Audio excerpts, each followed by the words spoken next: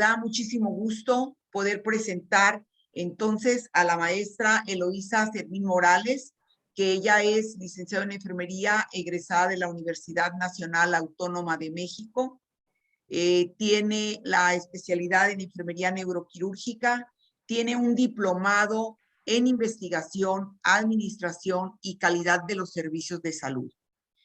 Y tiene nada más y nada menos 34 años de servicio, de experiencia en el Instituto Nacional de Neurología y Neurocirugía, y actualmente ella es quien coordina el Departamento de Enseñanza en Enfermería en este importante instituto. Gracias. Bueno, pues un placer nuevamente y un gusto realmente estar con ustedes. A lo mejor esta es mi última presentación en este ciclo de trayectoria, como bien decía Lupita. Y nunca lo pensé así. Cuando Lupita me invitó a dar el tema y empezamos a platicarlo, la verdad no sabía qué ponerles, qué hacer, porque queríamos todo, queríamos hablar de anatomía, queríamos hablar de exploración, queríamos hablar de deterioro, y traté de hacer algo muy sintético, porque en una hora pues no podemos ni hablar de anatomía, mucho menos de deterioro y exploración neurológica, nos llevaríamos horas completas, ¿no? Pero vamos a hacerlo como muy dinámico, algo sencillo que ustedes nos puedan, pues me puedan entender, ¿no? Más bien, el sistema nervioso es algo complejo. eh, Hablando un poquito de los cuidados neurológicos, estos tienen una alta complejidad. ¿Y por qué se tiene esta complejidad? Pues porque justo el cerebro está dentro de una caja rígida, dentro de un cráneo, y el cual no lo podemos tocar, no lo podemos ver, porque cuando tenemos una fractura inmediatamente, visiblemente se ve la lesión, se ve el trauma, se ve el edema, y está expuesto algún músculo, el hueso, identificamos de manera muy rápida, pero en el cerebro no es así. El cerebro está dentro de una caja rígida, tenemos todo un complejo óseo que guarda tres elementos muy importantes que los vamos a ir viendo durante el desarrollo de este tema. En tanto que el cuidado que debe de prestar enfermería es un cuidado especializado. Muchos de nuestros pacientes muy posiblemente están comprometidos, eh, su sistema con algún problema. A lo mejor ustedes, pues bien, no se ven las especialidades como tal en sus centros de trabajo, pero seguramente han tenido algún paciente neurológico, y es muy válido el decir los pacientes neurológicos son los más complejos de todos, ¿no? Nos da muchas veces, nos da miedo cuidarlos porque desconocemos cómo es este cuidado. Pues vamos a hablar un poquito de cómo debe de ser este cuidado. Para esto, pues debemos de tener en cuenta nuestros conocimientos. ¿Qué conocimientos tenemos sobre la atención de este tipo de pacientes? Las habilidades son muy importantes. A lo mejor muchas tenemos mucho conocimiento, pero somos un poco con faltas de habilidades al momento de tomar una gasometría, al momento de tomar un electro, o al simple hecho de hacer una valoración neurológica del paciente. Pero no se desanimen, porque estas habilidades uno las va a ir consiguiendo conforme pasa el tiempo. Estas experiencias que nosotros tenemos en el largo de nuestra vida profesional, pues es las que nos hace ser al final enfermeras expertas. También debemos de conocer de neuroanatomía. La neuroanatomía muchas veces es compleja, vienen los libros muy rebuscados, y nosotros no logramos a lo mejor entender qué es lo que nos quieren decir. Aquí les voy a hablar de un solo concepto, que es del cerebro, del líquido cefalorraquídeo y de la sangre que hay dentro de este cráneo, sin entrar a más cosas, para que quede lo más claro y preciso para este tema. Es el tiempo es corto, pero vamos a tratar de aprovecharlo al máximo. Otra cualidad que debemos de tener para cuidar a un paciente es la comunicación. Y en este aspecto quiero mencionarles que de nada sirve que nosotros nos demos cuenta de un deterioro de un paciente si no hacemos nada. Debemos de hacer algo, mínimo avisar, ¿no? Y por eso la importancia de la comunicación. Tenemos que dar aviso al médico que nuestro paciente está en un deterioro neurológico. Y sobre todo, no olvidarnos nunca del proceso de enfermería. Es hermoso el proceso porque podemos valorar, una vez que lo valoramos, vemos qué diagnóstico tiene el paciente. Una vez que sabemos el diagnóstico, priorizamos, vamos priorizando qué debemos de hacer primero, qué después, qué es lo súper importante, ¿verdad? Y de ahí vamos haciendo nuestros cuidados. Una vez que hacemos los cuidados, pues vamos a ver si sirvió ese cuidado, no sirvió, pues hacemos otra cosa, ¿no? Y por eso el proceso yo estoy realmente convencida de que debemos de llevarlo a cabo. Todas debemos de, todas y todos debemos de llevar a cabo el proceso. Pues bien, entrando un poquito en neuroanatomía, vamos a ver que el cerebro, lo estamos viendo aquí en esta imagen, el cerebro pues está dentro de este cráneo que ya habíamos comentado, que es una caja rígida. El único agujero de salida que va a tener el cerebro es por donde sale el bulbo y la médula espinal, ¿no? Que viaja pues a la mitad, ¿no? Por la vértebra, y justo todo ese sistema, hablando de encéfalo y médula espinal, es el sistema nervioso central. La corteza, la corteza de este cerebro es sumamente importante porque hay sustancia gris. En esta sustancia gris es donde se van a alojar todos los cuerpos de las neuronas que van a enviar todos sus cilindroejes por la sustancia blanca para conectarnos. El cerebro nos conecta a través de esos cilindroejes, a través de esas vías motoras, de esas vías sensitivas, de esas vías para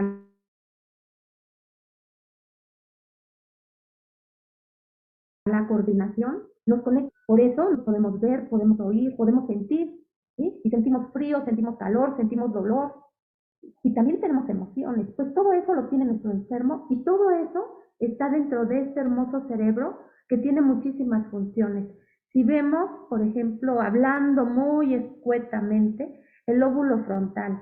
En el lóbulo frontal es magnífico porque ahí está la planeación, el juicio, el raciocinio, la autocrítica, y también está una parte muy importante que es el área de Broca. El área de Broca es el área del lenguaje, por eso ahorita yo puedo articular el lenguaje, estoy hablando.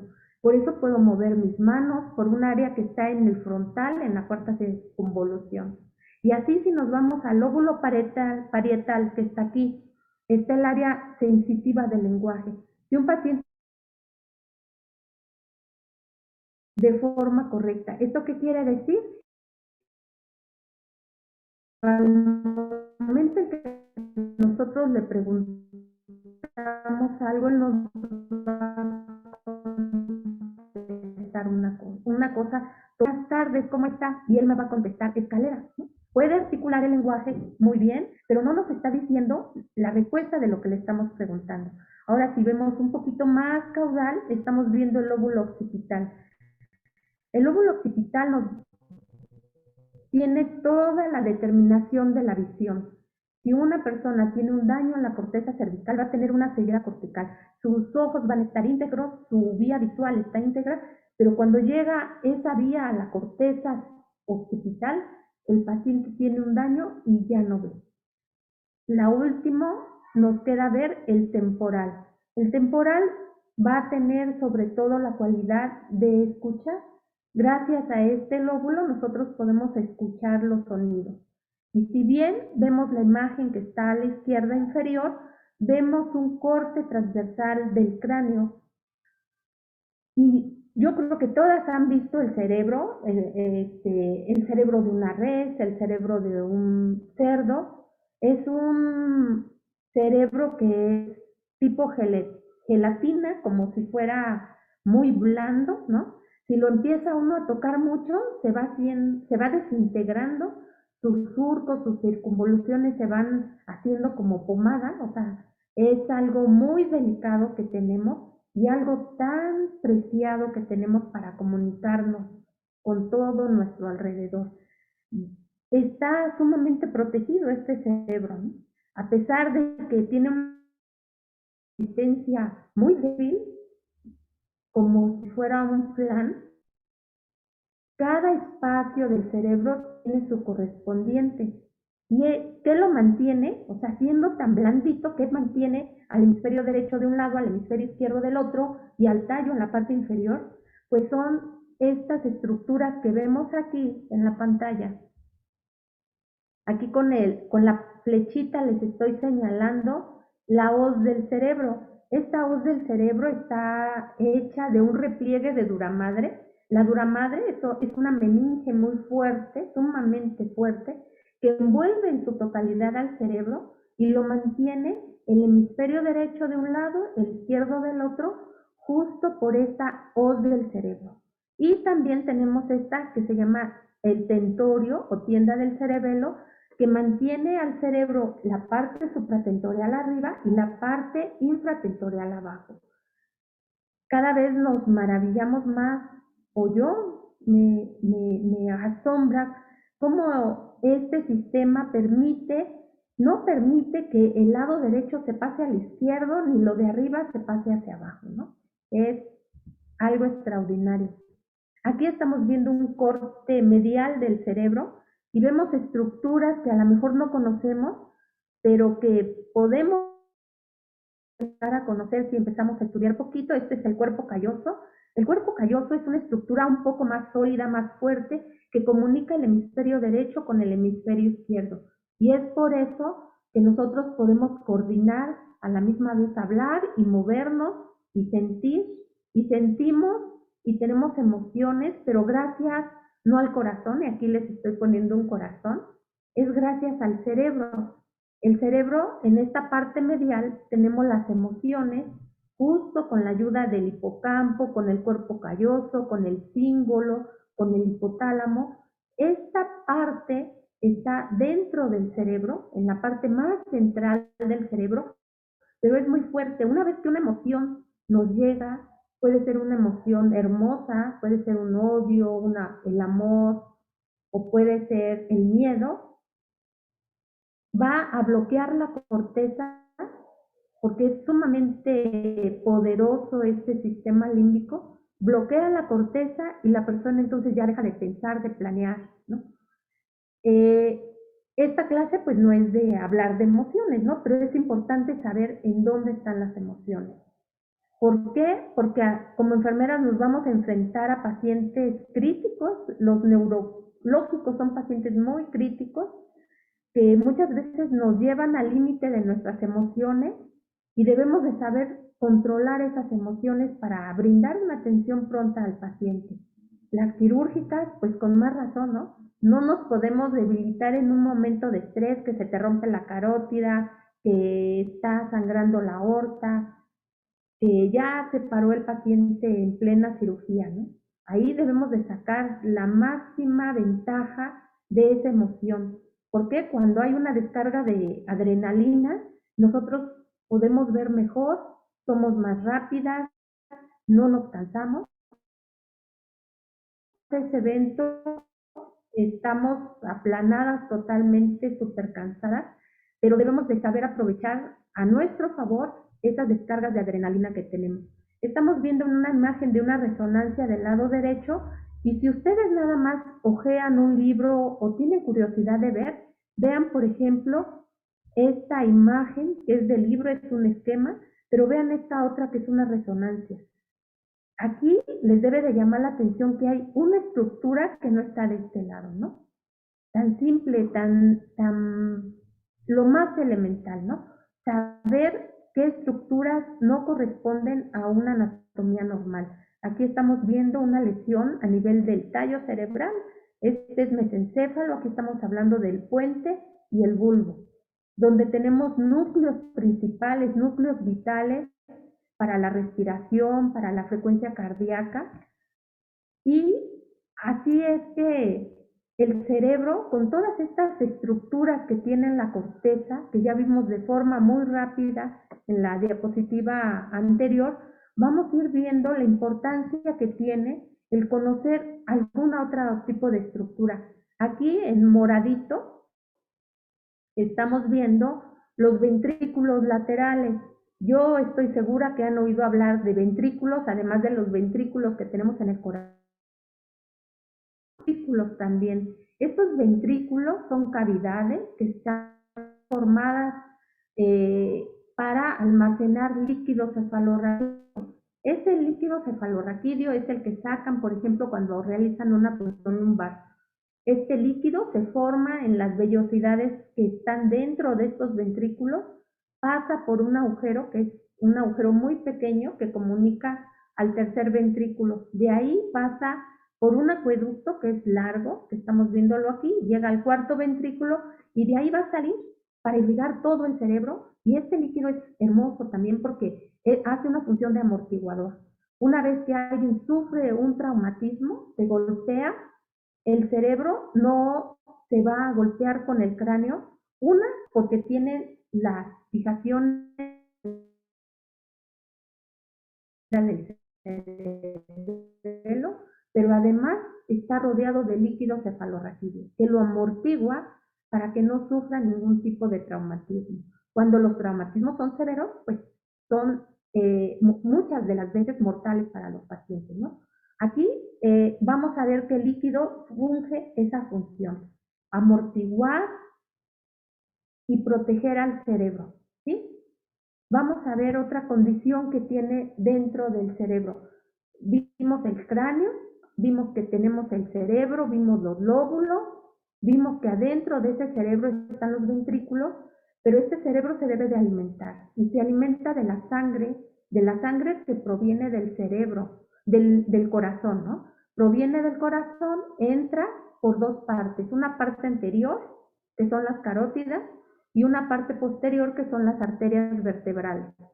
Una vez que ingresa, aquí lo vemos, este es el polígono de Willis, pero si lo vemos en la base del cerebro, estas son las arterias vertebrales que se unen, forman un tronco basilar que da arterias cerebelosas, posteriormente da unas arterias cerebrales posteriores que irrigan toda la parte posterior del cerebro y se comunican con las arterias cerebrales, las comunicantes, estas que están aquí, a ver la flechita, no la veo, aquí está.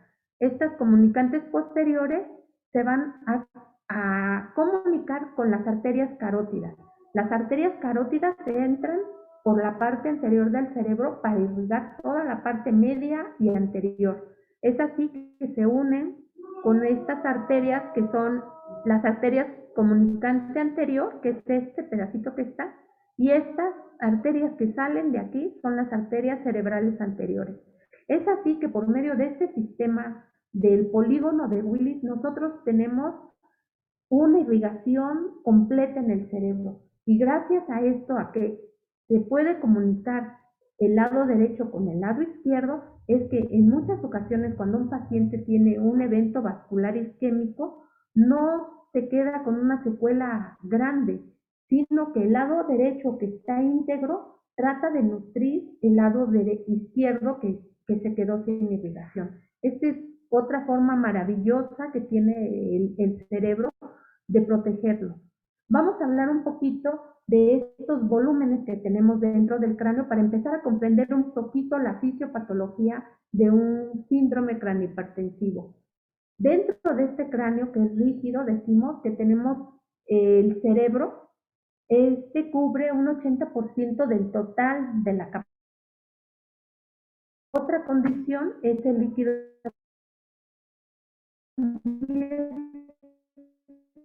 y el otro 10% restante para tener un 100% es el volumen sanguíneo.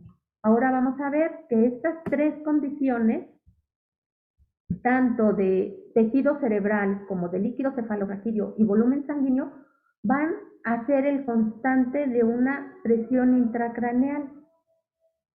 Esta presión intracraneal, lo normal es que se encuentra entre 5 y 15 milímetros de mercurio. Ahora vamos a ver si Decíamos o venimos diciendo desde la introducción que el número 1 sería el cerebro, número 2 el líquido cefalorraquídeo y número 3 la sangre arterial que entra para nutrir al cerebro. Estas tres condiciones deben de estar en completa armonía. Si aumenta, por ejemplo, en el número 1, aumenta el cerebro, puede aumentar por un tumor, por edema. Si aumenta, va a descontrolar las constantes que vimos. En lugar de tener un 80%, va a subir a un 85% o a un 90%, y el líquido cefalorraquídeo y la sangre deberán de hacer una compliance intracraneal, que esto es el que entre ellos regulan esta acción para que no se descompense el cerebro. Lo que pasa va a ser que en el cerebro, por ejemplo, necesitamos flujo sanguíneo, ¿no? Decíamos que era el 10% de sangre dentro del cráneo. Para eso necesita que el flujo sanguíneo cerebral esté constante, de manera constante, a una razón de 750 mililitros por minuto. Esto va a corresponder a un 15 o un 20% del gasto total cardíaco. Por lo tanto, tendríamos que tener de 50 a 60 mililitros de sangre por 100 gramos de cerebro por minuto. Imagínense en un paro cardíaco.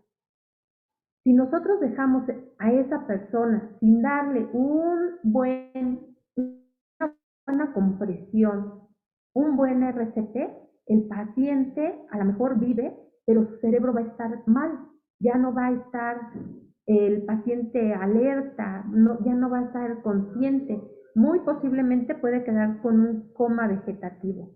Por eso la importancia de estos conocimientos.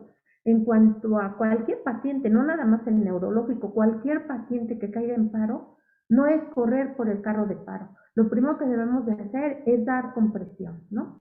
Damos compresión y así estamos garantizando, siendo una compresión efectiva, que está llegando sangre al cerebro. El cerebro nada más necesita el 10% de la economía, de toda la economía.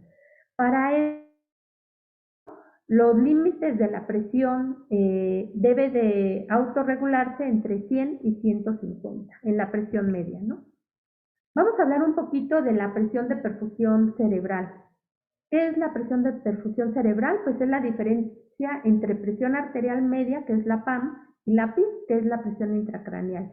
Según un concepto de Monroe y Kelly, se dice que los rangos en que puede ser de 50 a 150 milímetros de mercurio, pero se debe de mantener entre 60 y 70.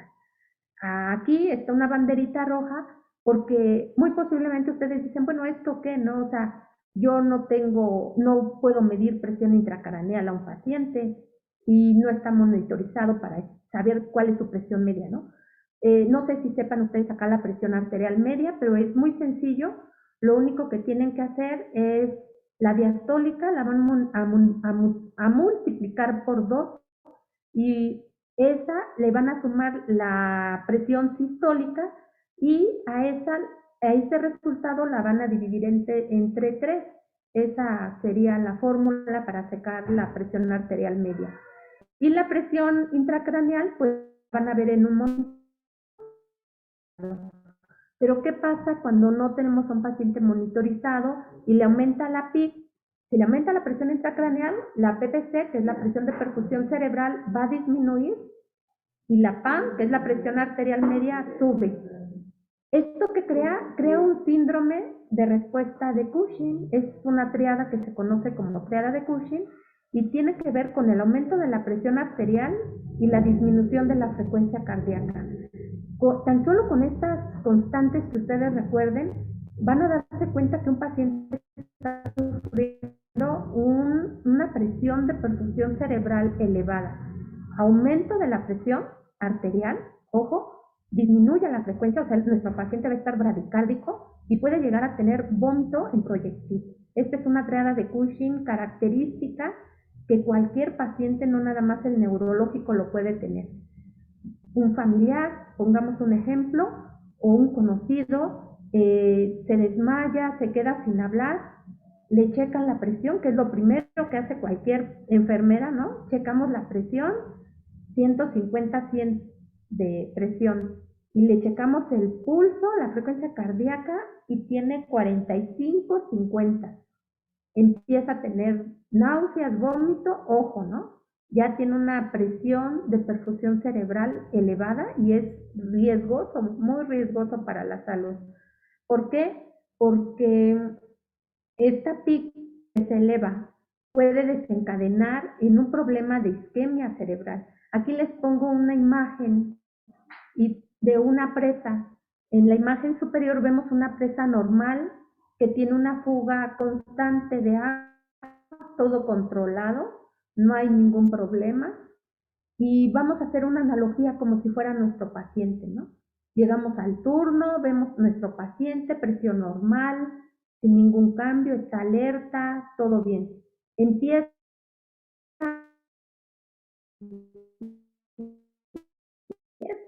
el cerebro a dar un síntoma. Nuestro paciente se empieza a quedar dormido, no lo queremos tomar en cuenta, decimos está cansado, no pasa nada. Le checamos la presión, tiene la presión elevada, le checamos la frecuencia y está disminuida, ojo, ¿no? Ya estamos con dos datos importantes. Empieza con náuseas y le pasamos un medicamento para contrarrestar estas náuseas y se queda más dormido y pensamos, qué bueno que se durmió, va a descansar, ¿no? Y de repente la presa se desborda, ¿no? Y de repente es el cambio de turno y nuestro paciente no despierta y después ya vemos que esa presa desbordó, inundó una ciudad con pérdidas humanas, con pérdidas materiales, ¿no?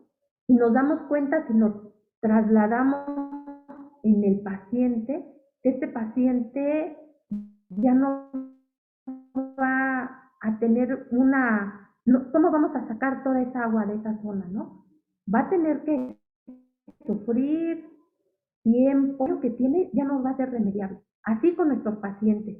Por eso les puse esta analogía de una presa. Si nosotros no atendemos desde los primeros síntomas al paciente, cuando la presa está desbordada ya no se puede hacer nada. Aunque queramos, ya es inevitable, el paciente en muchas ocasiones fallece. Ahora, esta valoración neurológica la debemos de hacer pues tomando en cuenta los estados mentales del paciente, el habla, sus nervios craneales, olfatorio, óptico, motor ocular común, patético, trigémino, el motor ocular externo, el facial, el auditivo, el hipogloso, el neumogástrico, el espinal, el vago, todos los 12 pares, ¿no? Pero también debemos de ver motricidad, la fuerza, el tono, la coordinación, la función sensitiva, los reflejos. Y ustedes van a decir, bueno, ¿en qué momento, no? ¿En qué momento si el paciente está mal?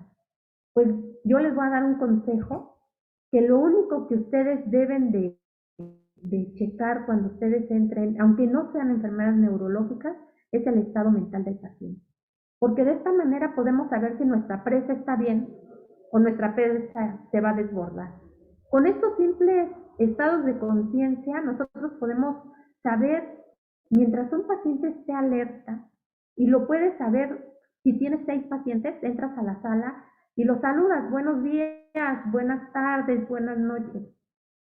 Si de esos 6 te contestan 5, buenos días, señorita, buenas tardes, te vas con el que no te contestó, lo ves dormido, lo mueves un poquito, le hablas, no gritando, le hablas, buenas tardes, ¿cómo está Josefina?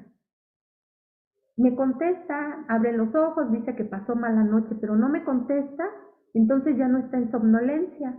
La muevo, le muevo tantito, le comprimo un poquito el músculo que tenemos aquí al ladito del superior al hombro, sin pellizcar, ¿no? La enfermera no pellizca, la enfermera no aprieta el pezón, no lastima al paciente. Le hacemos subimos un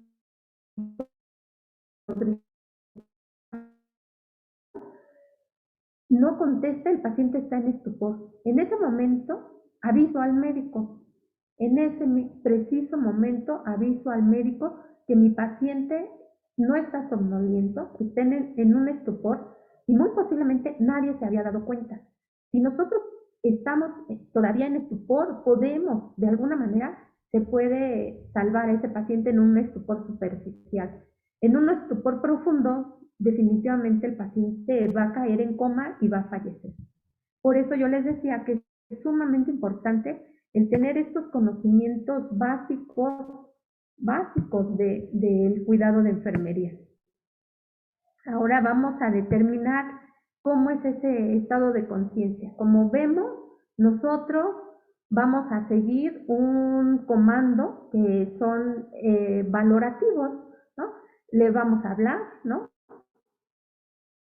De forma bajita, ¿no? Para no espantarlos. A lo mejor pasaron una mala noche, no sabemos. Y si nos dicen pasamos mala noche, pues no pasa nada, ¿no? Los dejamos descansar. Pero el paciente que no despierta inminentemente tiene algo neurológico que le está afectando. O puede ser también algo sistémico, una glucosa muy baja, ¿sí? Vamos a hablarles. No responden, pues no vamos a hacer eso, ¿no? Lo que hacen los médicos y lo que vemos al diario. Sacan su pluma y aprietan el hecho ungual, que es muy doloroso. Nosotros no vamos a hacer eso, tampoco vamos a hablar fuerte, porque también los gritos son agresiones, ¿no? Son nocivos para nuestros enfermos.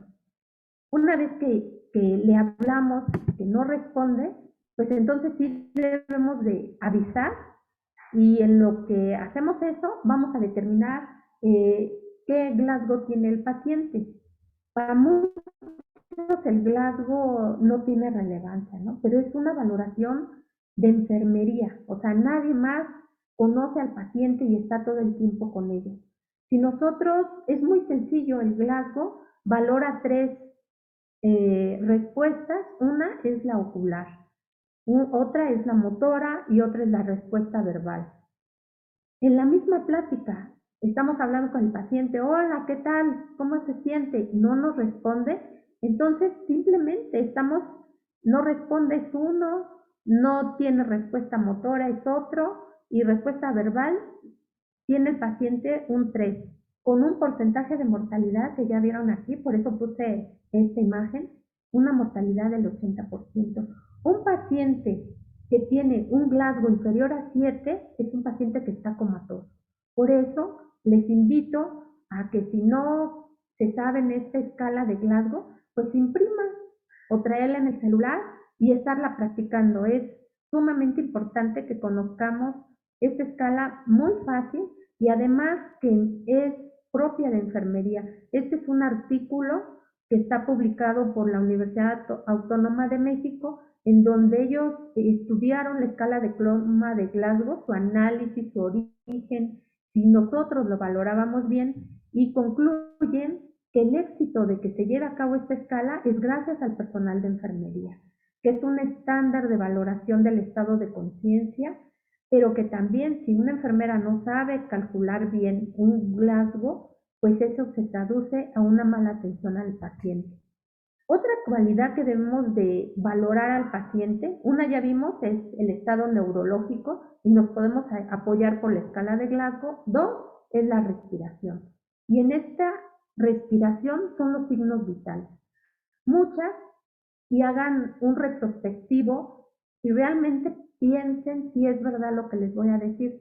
¿Cuántas no llegan los estudiantes de tercer semestre, de primer semestre? Nosotros pues recibimos de sexto semestre en adelante, ¿no? Pero en hospitales de primer nivel o hospitales generales estoy segura que van alumnos de años un poquito menos avanzados. Y los ponemos a checar los signos vitales sin una supervisión. No estoy diciendo que sea malo que los estudiantes chequen signos vitales, pero nosotras, como enfermeras adscritas a las áreas, tenemos la obligación y la responsabilidad de enseñarlos, porque ellos no llegan con ninguna práctica. A ellos les dan la teoría en las aulas. Y con esto de la pandemia, déjenme decirles que los estudiantes llegan con déficits muy grandes, porque toda su trayectoria de 2 años ha sido a través de líneas, ¿no? Y no es lo mismo, ¿no? Nunca es lo mismo estar enfrente de los alumnos que estar atrás de una computadora. ¿Por qué? Porque hay muchas cosas que te distraen. Entonces yo las invito a que estén junto con sus estudiantes y chequen signos vitales junto con ellos o les enseñen bien cómo se checa la respiración, ¿no?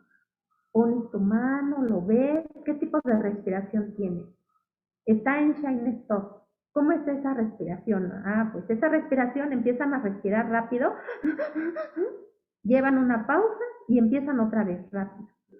Ah, si tú tomaste esta clase, seguramente vas a identificar que una respiración de este tipo, la lesión va a estar en el mesencéfalo. Ahora tiene una respiración anéutica, es la que está hiperventilando, llega una pausa, deja de respirar y puede ser simétrica o asimétrica.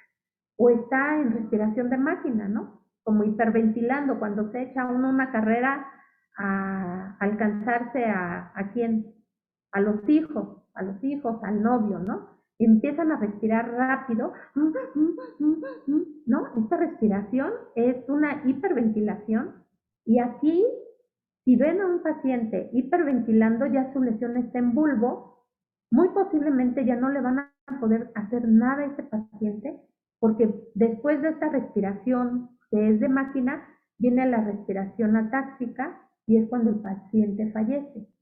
Entonces, ¿qué es lo importante de aquí?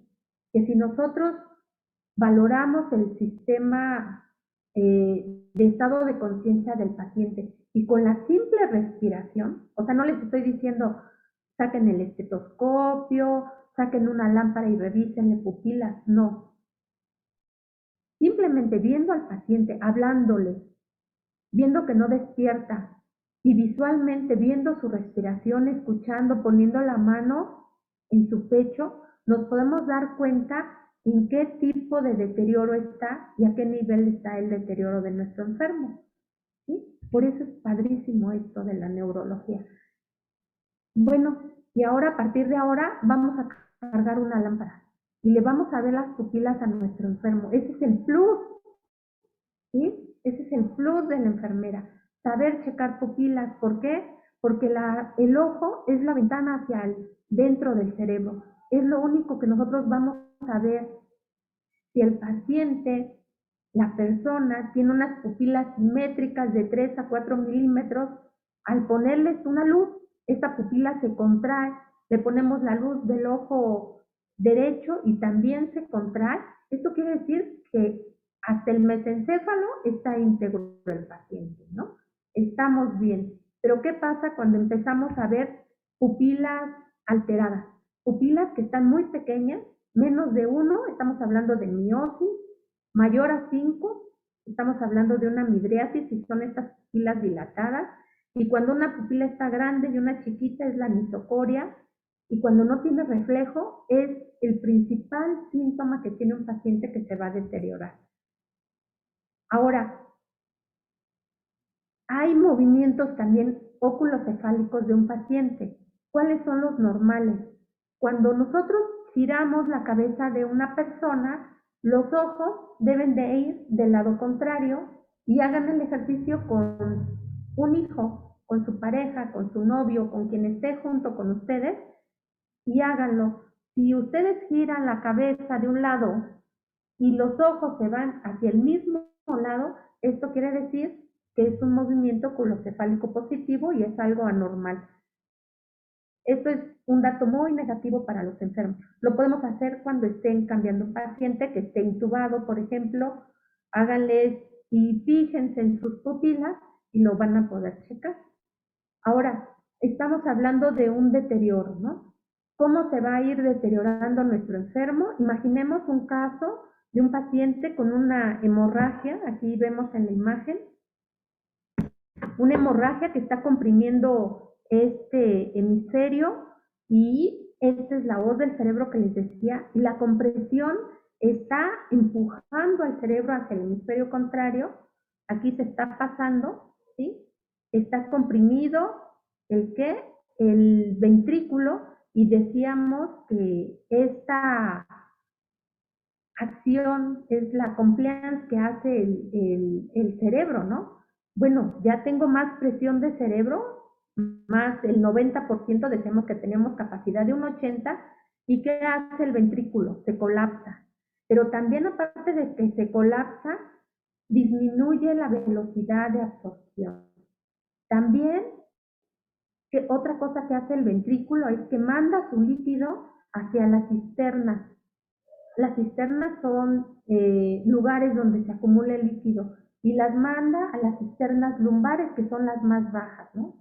Ya está ayudando el líquido cefalorraquídeo a contrarrestar ese aumento de presión y dice, no, pues yo me colapso y deje de salir más líquido cefalorraquídeo y todo ese líquido cefalorraquídeo lo mando para abajo a la cisterna.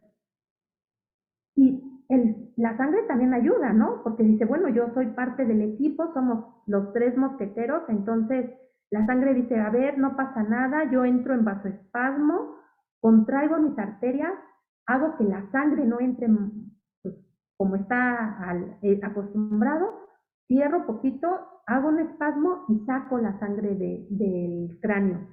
Está ayudando, ¿no? Estos 3 mosqueteros, la sangre, el cerebro y el líquido, se deben de ayudar. ¿Por qué? Porque el cerebro, si deja de funcionar, la persona muere, ¿no? Si esta sangre y este desplazamiento hace que la línea media se desplace, y estamos viéndola aquí, la línea media se desplaza y estamos viendo cómo empuja a un ventrículo que está comprimido y a otro ventrículo que está fuera de su lugar, 5 milímetros es todavía buen pronóstico, pero si comprime, desplaza 15 milímetros, es un mal pronóstico para el paciente, ¿sí? ¿Por qué? Porque el paciente con una imagen como la anterior va a estar en una fase diencefálica.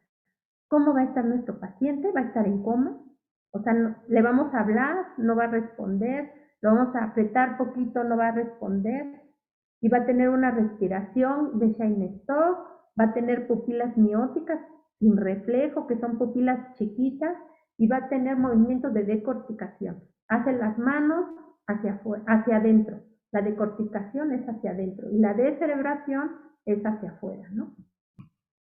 Ahora se complica un poquito más. El paciente entra a una fase mesencefálica.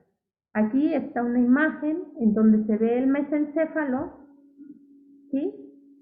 Aquí, y esta estructura que está aquí comprime. Si ven aquí el mesencéfalo, pues está apachurradito, ¿no? Está comprimido.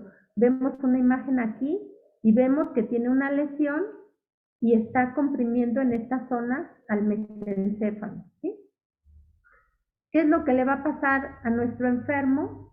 Pues en el mesencéfalo tenemos núcleos muy importantes, que son los núcleos que van a manejar los movimientos oculares. El paciente no va a mover sus ojitos y también no va a tener el reflejo pupilar. En este mesencéfalo está un núcleo muy importante que es parasimpático del tercer par, que es el núcleo de Edinger-Westphal, que es el que se encarga de que se contraigan las pupilas. Esto, si un paciente no contrae pupilas, es un mal pronóstico para nuestro enfermo. Ahora bien, si el paciente se sigue deteriorando más, no nos dimos cuenta, estamos viendo cómo lo vamos a encontrar, ¿no? Ya vimos que afecta al mesencéfalo, pues va a tener los ojos de muñeca, que decíamos, vamos a girar la cabeza hacia el lado derecho y los ojos se van hacia el mismo lado. Va a tener problemas de descerebración, las manos las hacen hacia afuera y va a estar hiperventilando. Una respiración rápida en máquina. Esto lo va a hacer que se canse y el paciente va a caer en una fase protuberancial, donde el paciente, una vez que está con esta respiración rápida de máquina, va a tener pausas y cada vez las pausas van a ser mayores, las pupilas están mióticas sin respuesta, le levantas un brazo y lo deja caer, no tiene fuerza, y el paciente en esta fase última, que es la fase vulvar, es cuando el cerebelo que está aquí en esta imagen, la amígdala, que es una parte del cerebelo, la amígdala cerebelosa comprime el tallo, lo empuja y lo abraza. A esto se le conoce como el abrazo de la muerte.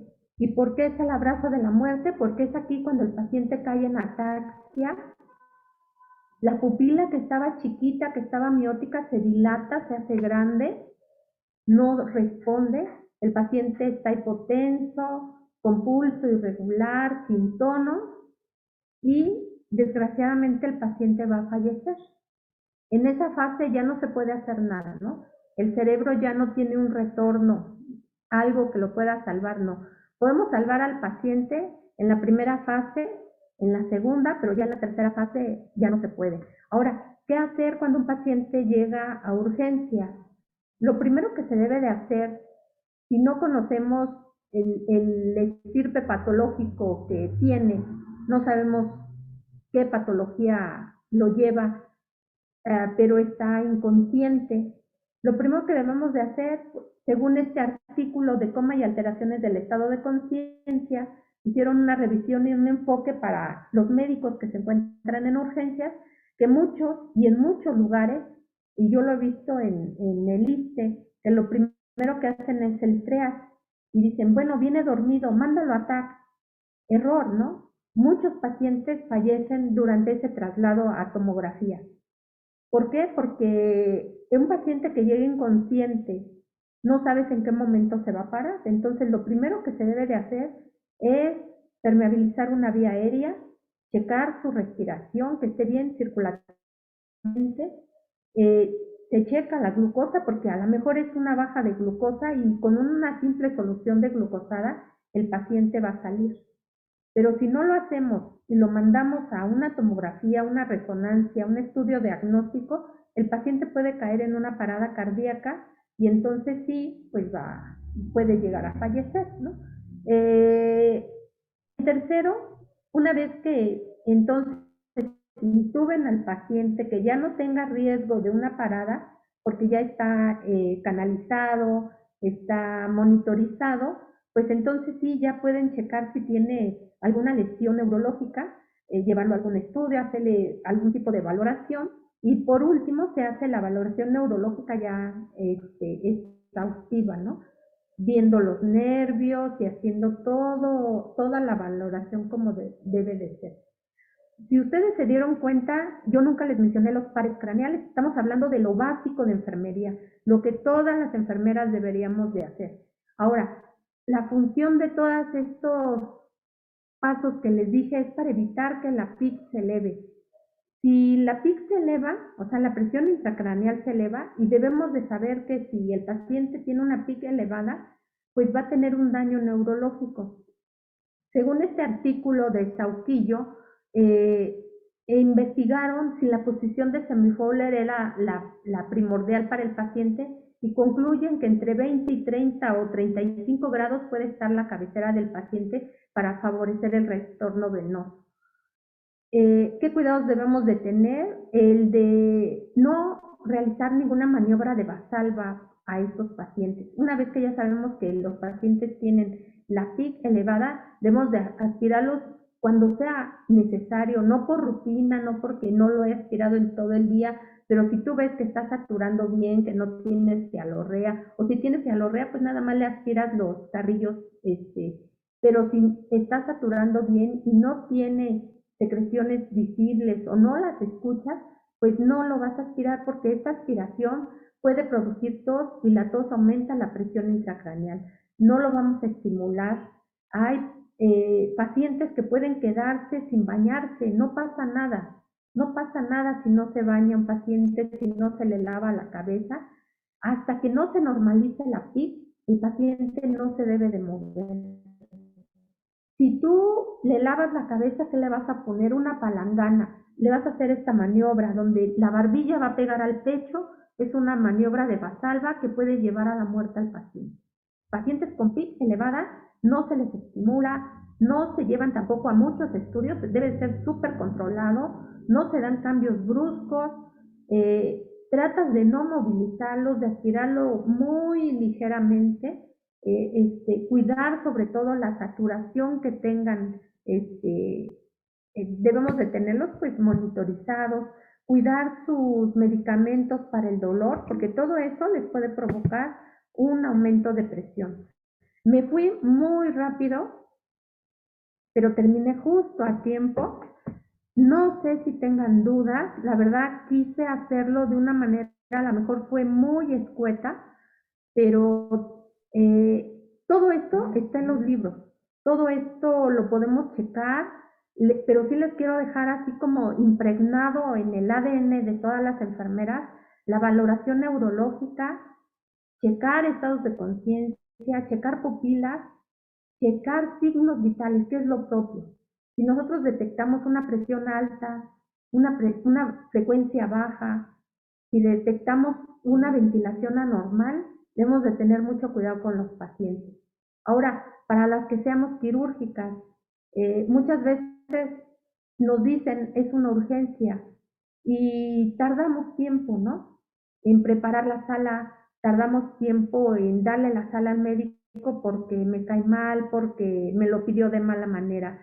En el instituto tenemos una palabra que decimos, tiempo es cerebro.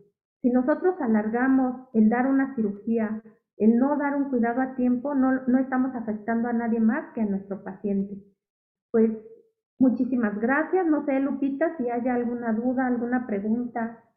Por aquí hay algunas preguntas cuando tú nos hablabas de cómo sacar la presión media y había alguna inquietud. ¿Nos puedes ampliar al respecto de cómo sacar la presión media? Y también había la pregunta si en neonatos es de la misma manera. La presión en neonato, la verdad desconozco, yo nunca he tenido un acercamiento con pediatría, el instituto solamente maneja pacientes adultos, entonces sí no les quisiera mentir. Lo que sí sé es que las presiones cambian en un niño, son menores, pero no sabría contestarle. Lo que sí, para la presión arterial media es la diastólica, ¿no? Tenemos sistólica y diastólica. Pongamos el ejemplo que 120-80, ¿no? 80 es nuestra presión diastólica, la vamos a multiplicar por 2. A esto, resultado, que serían 160, ¿no? 8 y 8, 16. A este resultado le vamos a sumar la sistólica, que sería 120. Entonces, no sé si alguien... Quedan 280, si llevamos 160, Ok, 120, lo vamos a 280. dividir entre 3, Lupita. Entre 3, aquí estamos hablando de menos de 90, como 93. Ajá, entonces está entre los límites. Pero si tenemos entonces una presión muy alta, pues ya no va a estar la PAM dentro de límites normales. Ok. Entonces, Bueno, esa es la fórmula que yo sé para sacar la PAM, claro, pero seguramente. igual... Porque una persona preguntaba, ¿por qué dividirse entre 3? ¿Recuerdas el otro día que estábamos en una de las sesiones y que hacen las preguntas, ¿por qué dividir o por qué multiplicar? Y luego a veces es muy bueno saber de dónde, cuando el goteo, ¿no? ¿Por qué las gotas son 60 Ajá, en micro o sí. por qué 20 en normo, ¿no? Muchas veces Entonces, no investigamos un poquito más. La verdad yo me la sé como la constante, igual como que nos sacamos las pedras insensibles, ¿no? Decimos, entre... ok, entre 3. Bien. Bueno, pues ahí hay para seguir revisando, sí. Y creo que no tendría mayor trascendencia aquí. Lo importante sería saber que aunque no tengas un equipo, como tú lo mencionabas, para estar monitorizando y que no tengan todos estos equipos que a veces son invasivos al paciente, tú con tu baumanómetro y con un poquito de una calculadora podrías ir sacándole estas Bueno, cifras, ¿no? también no les comenté, pero la presión intracraneal, pues sí se mide con sistemas específicos. Yo les decía, un paciente que está monitorizado, pues debe de tener el sistema para checarle la presión intracraneal, ¿no? Sí, es así, pero la de perfusión que decíamos que esa Con podría sacarse, ¿no? Sí. A ver si encontramos aquí otra de las preguntas. Esther, ¿tienes alguna? Está Esther también por aquí con nosotros. ¿Encontraste alguna, Esther, de las preguntas? ¿Tienes tu micrófono apagado, Esther? Sí, ya. Sí, Lupita. No, mira, parece que las fueron muy pocas preguntas, pero muy sustanciosas, muy efectivas. La verdad es que pues tenemos mucho que conocer en el ámbito de la neurocirugía, pero sí decirle a la maestra Eloísa algo que me resultó muy interesante, la habilidad que debe de tener la enfermera para actuar de manera asertiva, como lo decía el tema, de los cuidados de un paciente neurológico, pero sobre todo la comunicación que usted comentaba, maestra, de ser asertivos y de comentarle al médico. Pero el coco de la enfermería, el proceso cuidado enfermero, que realmente estamos muy deficientes en ello. Entonces, pues aquí nace la inquietud para seguir nosotros ahora preparándonos, capacitándonos para atender este tipo de pacientes. Sabemos que hay gente muy capaz, pero también nos falta bastante. Gracias, maestra. Muy bonito tema y la verdad hay que estudiar bastante y hay que conocer más a nuestros pacientes, sobre todo esos pacientes neurológicos. Lupita lo comentaba, en el posquirúrgico es donde tenemos que trabajarlo de manera muy intensiva, porque es un paciente que estuvo en un proceso quirúrgico, sí, bajo efectos de anestesia, entonces tenemos que aplicar esa escala de Glasgow que usted nos comentaba. Ahora sí que hay que estudiar mucho y hay que trabajar mucho, y sobre todo el proceso cuidado enfermero. Esa sería mi participación, Lupita. Gracias, Esther, sí. La parte de la escala de Glasgow no justamente es para el posoperatorio, ¿cierto, Eloisa? Tendríamos que estarla aplicando, a veces hasta la puedes ver, no estás a veces ni siquiera en hospital, pero estás cerca, hay alguna reunión, hay algo, y tú empiezas a valorar cuál es la condición de ese paciente para que pueda ser oportunamente trasladado a un centro de atención. ¿Es así? Y Lupita, yo decía que la base va a ser el estado neurológico. O sea, se cae un familiar tuyo, ¿no? No se cae un familiar. Se cae una persona de lado, por ejemplo, tenemos un hueso muy delgadito en el temporal y ahí hay una condición que hay una arteria que se llama meningia media, esa va por fuera de la piel, pero atraviesa por un agujero muy chiquito el cráneo. A la hora en que se cae, se desplaza, tantito que se desplaza ese hueso, causa un hematoma que es epidural. Ese hematoma es, en cuestión de horas, estamos hablando de 2, 3 horas, diseca completamente y mata al enfermo en 3 horas. Ahora, ¿por qué las abuelitas decían que después de una caída no dejes dormirlo? Justo por eso, ¿no? Porque ellos veían que se quedaba dormido y ya no despertaba. Ahora yo les digo, se cae un familiar, un conocido, estarlo vigilando, ¿no? Estarlo vigilando 15 minutos, yo te diría, ¿no? Empieza con cefalea, a desorientarse, porque lo primero que pasa antes de quedarse dormido es estar desorientado. Le hablas y está volteando para otro lado, no te contesta, te pregunta, ¿qué me preguntaste? Difuso, o sea, su mente no está bien. Es lo primero. En México yo les digo que hacemos de norte a sur, al llegar al hospital son 2 horas, 2 horas y media. Si después de que se cae y sabes que fue un golpe pesado, pues lánzate al instituto, lánzate a donde sepas que va a haber un neurocirujano, porque esta es una verdadera urgencia. Un hematoma epidural, cualquier enfermedad quirúrgica, no niegue que, ay, estoy haciendo exhaustivo, ay, doctor, no tengo cirugía. La camilla no está, la prestamos, no. Un hematoma epidural se baja de la ambulancia, entra a la camilla donde viene de la ambulancia, al diablo la seguridad de la limpieza, o sea, aquí estamos hablando de una vida, ¿no? Entonces entra así, se hace una limpieza, pero de algo como un una rapidísimo. vida, ¿no? Una vida, o sea, no estamos hablando de, se puede dar antibióticos, se puede limpiar la sala, hacer exhaustivos, lo que tú quieras, ¿no? Pero mientras, con un bisturí a brestial, con un trepenador, haces un árbol de Hudson, hacen un trépano, sacan el hematoma y salvan la vida del paciente, ¿no? Los golpes temporales, mucho ojo, porque los pacientes se mueren por no llegar a tiempo o por desconocimiento, ¿no?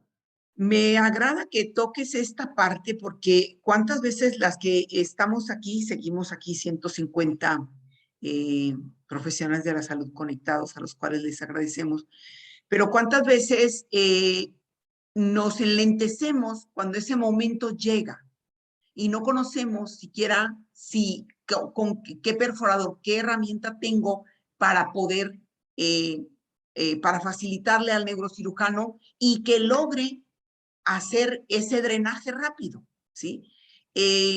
No tenemos que titubear y nuestro compromiso, como bien decías, es esta enorme responsabilidad.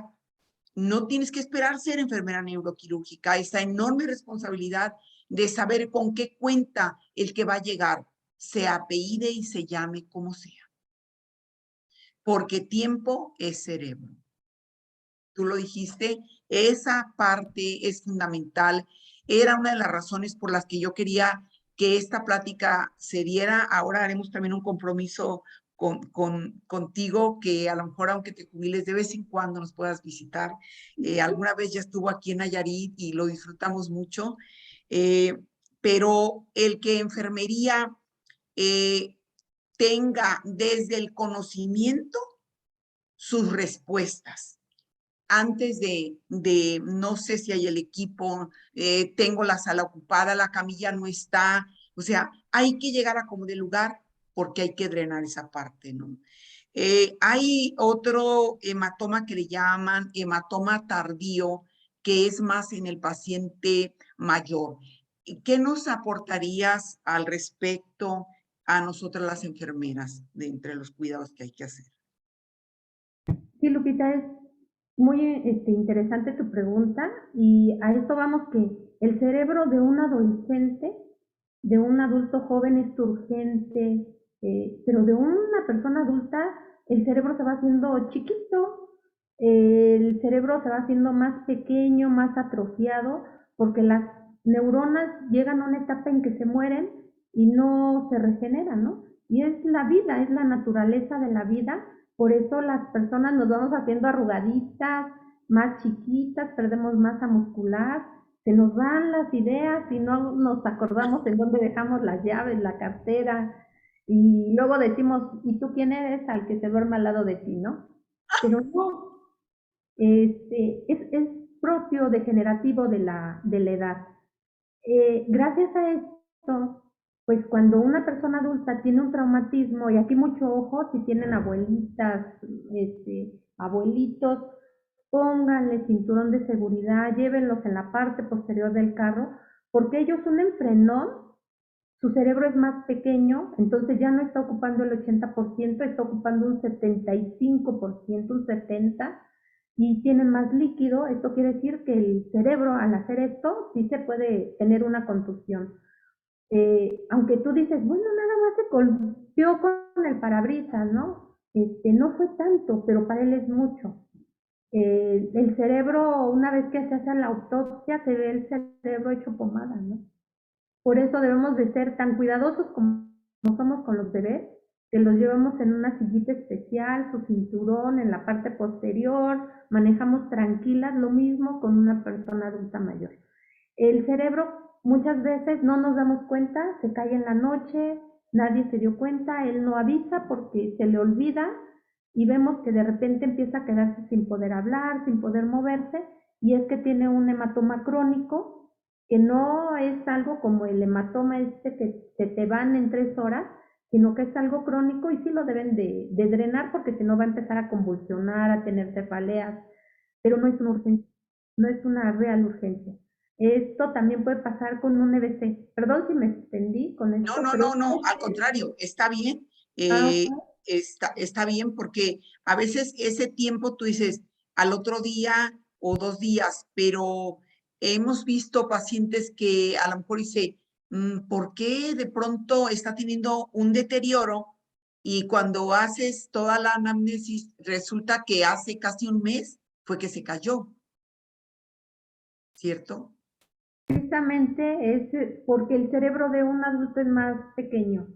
Está más pequeñito, tiene más espacio para ir haciendo esta compliance. Yo les decía, es el líquido cefalorraquídeo, ahí hace su función y dice no pasa nada, ¿no? Hay hematoma, dejo de sacar sangre y no la podemos llevar ahí. Y el hematoma ahí está, pero empieza a convulsionar, empieza a tener cefalea, puede ser hasta 3 meses de un hematoma crónico y sale como negro, o sea, la sangre que es roja sale negra, ¿no? En ocupativo ahí. Qué interesante conocerlo para saber actuar. Aquí Ángel Segura Martínez hizo una pregunta, dice, si el paciente tiene la PIC elevada, ¿es necesario realizar cirugía de descompresión o se tiene que normalizar o cuándo se tiene que valorar para operar? Mira, cuando un paciente está monitorizado es porque ya entró a cirugía, porque tiene un catéter entonces ventricular, en donde nosotros ponemos un sensor, este sensor da un monitor y estamos checando la presión. Un paciente que no está monitorizado, que no tiene ningún sensor, pues no le podemos checar la presión intracraneal, pero hablemos de una hemorragia, por ejemplo un EBC hemorrágico o un EBC isquémico. Esta también el instituto ya está certificado como Instituto Stroke, que esto quiere decir que con un código Stroke que llegue al instituto, a los tiempos se resumen, porque les digo, nuestro lema es tiempo es cerebro. Un paciente que llega sin hablar, o con una afasia, con una hemiplegia, que sabemos que lleva menos de 3 horas, porque el rescate se le puede dar a un paciente con un EBC isquémico en menos de 3 horas. Se le pone un medicamento, deshace el coágulo que se le hizo en el cerebro y el paciente vuelve a tener su actividad normal. Pero un paciente que llega después de 3 horas, ya no se le puede dar ese tratamiento, ¿no? Por eso la importancia de nosotros identificarlo, porque no estamos libres de que alguien que nosotros conozcamos pues sufra eso. Una persona que deja de repente que te dice, oye, no veo, y de repente ya vi, tuvo una isquemia transitoria que se debe de evaluar. Una persona que deja de hablar, quiere decir algo y de repente no puede, tuvo una isquemia transitoria. No quiere decir que ya no va a hablar, o sea, dejó de hablar, un momento no sabía qué decir, tuvo una transitorio, una tía que le decimos, un trastorno isquémico transitorio, algo muy fugaz, dejó de ver y de repente ya vio, pero eso no es normal, ¿no? Que dejemos de ver. Se debe de evaluar algo cardíaco, a lo mejor algo cardíaco tiene, que le está mandando émbolos al cerebro y se está quedando con isquemia. Yo les decía, el cerebro todo lo tiene controlado, ¿no? Ahí vemos, hablamos, sentimos, y si alguien no se mueve de repente, es porque tuvo algo, ¿no? Un evento, y debe de ser pues, valorado. No ignorarnos si de pronto alguien dice, mira qué rara ayer, un momento no conoció o no habló, como tú dices, en alguno de estos lóbulos algo pasó, porque ya nos hablabas lo que cada lóbulo hace, pero alguien puede decir, oye, qué raro tu mamá ayer, no me conoció, estuve aquí, no supo ni quién era. Bueno, a lo mejor le pasó, ya se recuperó, pero no ignorarlo, ¿verdad? Valorar para ver si hay algo más o pueda repetirse o ya no y simplemente estar alerta porque si no hay una patología de fondo, a lo mejor el puro hecho de los años que se van acumulando empieza a dejarnos ver alguna de estas circunstancias.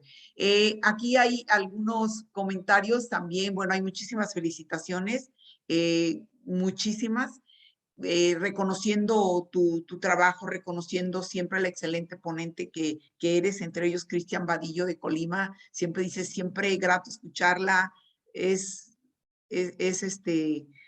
muy amena y siempre conoce, tiene un dominio.